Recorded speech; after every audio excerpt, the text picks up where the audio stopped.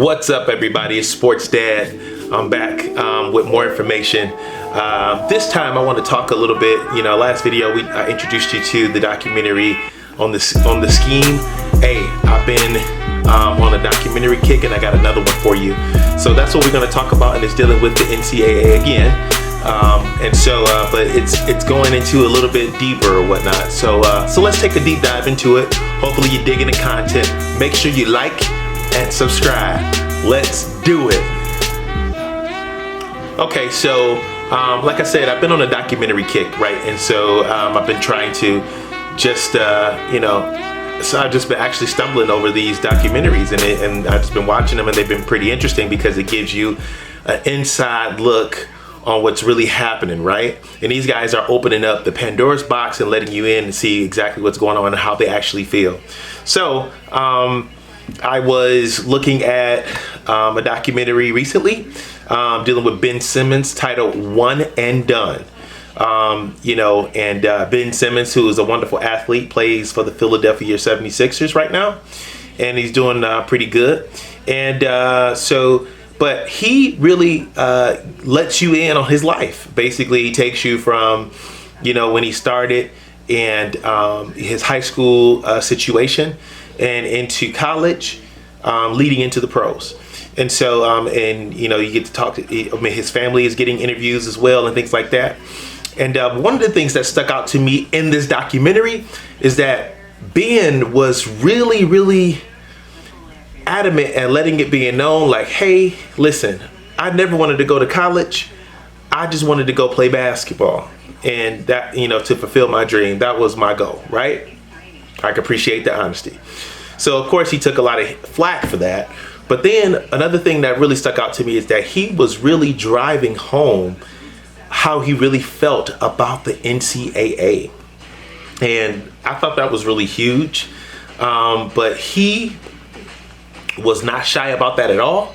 And he was letting it know while he was in college, right? While he was in college, he was letting it be known how he felt about the NCAA. And and I thought that was pretty brave of him to do. And kudos to guys like him that that want to speak up, because it's just not fair, to be honest. Like, this has been an ongoing topic. Stephen A, ESPN analysts have been talking about it, and they feel the same way. I heard Jalen Rose talk about it, give it from his perspective when he went to college and things like that. And so I don't know why the NCAA don't want to pay these guys. I just don't get it. Why don't they want to pay these guys? And that is the big question for everybody. Why don't they pay these guys? And so, but I decided to go on to the internet and do some research, and I got some information that just absolutely jaw-dropping information, man, and it's just like unreal, right? So how they able to get away with it and not paying college players is that they use it, amateurism. And so, as long as you're in that bracket, you're not allowed to really make any money. But then they make a comment saying that, the governors have shifted, and they said that players are allowed to make taking compensation and taking payments based off of their likeness and image. But they also added a little component in there that says that it's really kind of something along the lines of that's conducive to the college motto, right? Let's see. So it basically says that in association with continuing efforts to support college athletes, the NCAA's top governing board voted unanimously to permit students participating in athletics the opportunity to benefit from the use of their name, image, and likeness in manner consistent with collegiate motto. That's the key. In manner which is consistent to collegiate motto. What does that mean, right? Because we know the collegiate motto says not to pay the athletes. And so a lot of people feel like that was just a play on words, a statement for the statement. So what I'm going to do, I'm going to basically be posting in the description, I'm going to give you guys a few links to a few NCAA sites, and so you can look at this information for yourself and educate yourself and your child, because it's really important to know. Also too, like I decided to just for, just to fool around and just to see what I come up with, and I decided, I said, let me see how much colleges bring in, right, on an annual basis. So, and then it started dawning on me why Ben Simmons is really pissed off, why he was pissed off. Well, so looking at what you're looking at right now is basically a chart, right? That is from a viable a source, sports.usatoday.com. So as you can see here, Texas Big 12 Conference, right?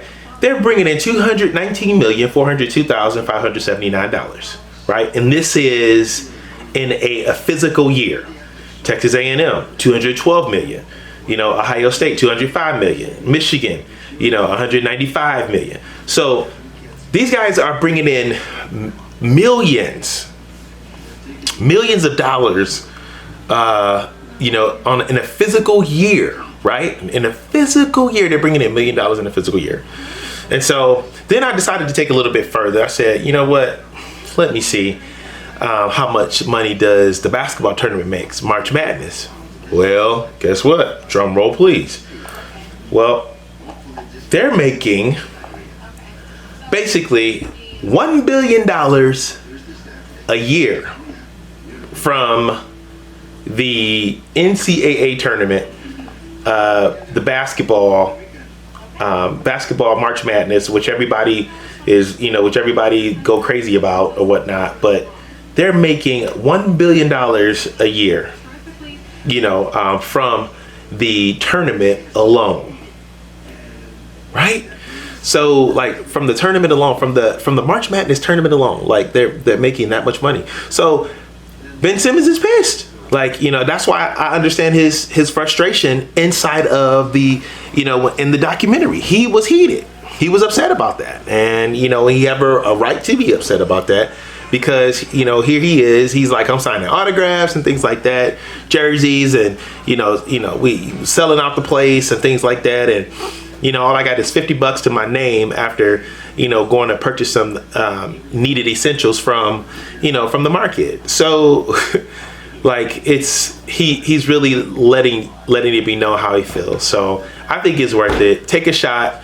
It's not as juicy, as the scheme, but it still has some good information in there, and it gives you a good look from a college player, like how he really feels. And if he feels like that, a lot of people feel like that. You know what I mean? And so, and at one point, like, it was at one point, I think his name was Ed O'Bannon. He filed a lawsuit against the NCAA because he felt that college basketball players and football players deserve payment. And it's a really big topic. And so, like, and a lot of players, that's why a lot of players are getting smart. Instead of going to college, what they're doing is that they're going overseas. Like LaMelo Ball. He went overseas, which was a smart move for him. Went over there, dominated, and he's getting compensated while he's playing.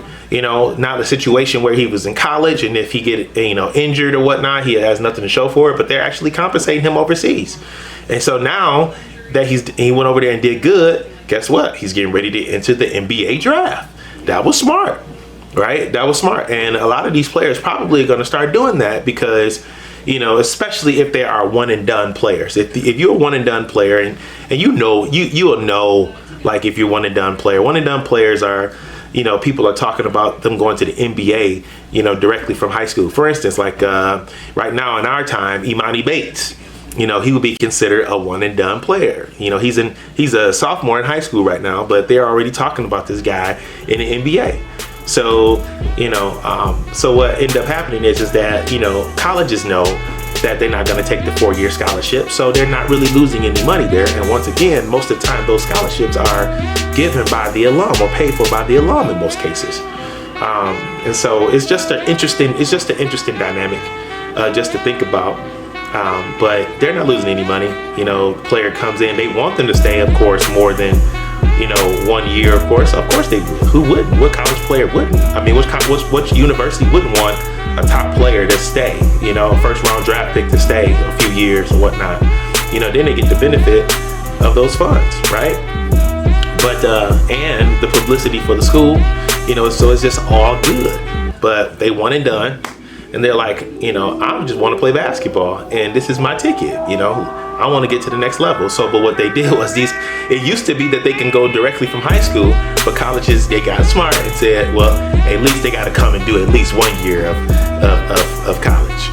1 year of college. Because it almost seems like at least they got to come and do 1 year, at least, let us get some of that money. You know what I mean? Like, it doesn't really look good. It doesn't really look good. And, if a player doesn't want to take advantage of the educational situation, you can't make them.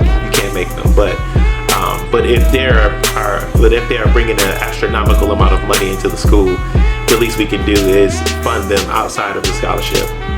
So that's just my personal opinion. Because believe it or not, these guys that are in college that are playing off of these scholarships, that are, first round draft picks, they're struggling. It's not always, where they're getting the money that they want. They're struggling, to keep money into their account and things like that. But yet they're being worked. Like, they're being worked. Like, the life of a college athlete is huge, at the next level. So yeah, take a look at the documentary. Let me know what you think. Comment, give me some comments in the comments below, and let me know how do you feel? Do you think college players should be compensated? How do you feel about the NCAA? How do you feel about the documentary? All right, let's talk about it. All right, deuces. I'll be back with more information. I'll talk to you.